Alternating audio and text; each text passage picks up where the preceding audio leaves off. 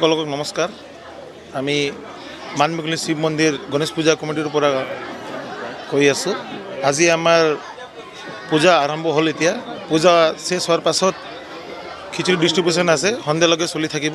অহাকালি কীৰ্তন হ'ব আৰু নেক্সট ফ্ৰাইডে সেইদিনাও কীৰ্তন হ'ব। ছেটাৰডে ডেন্সৰ প্ৰগ্ৰাম হ'ব আৰু ৰবিবাৰ দিনা বাবাৰ বিসৰ্জন হ'ব। আৰু সকলোকক আমি কমিটিৰ পৰা ৰিকুৱেষ্ট কৰি আছোঁ, এইবাৰ যে আমাৰ প্ৰতিমাটো আহিছে গুৱাহাটীৰ পৰা আহিছে, বহুত ধুনীয়া প্ৰতিমা।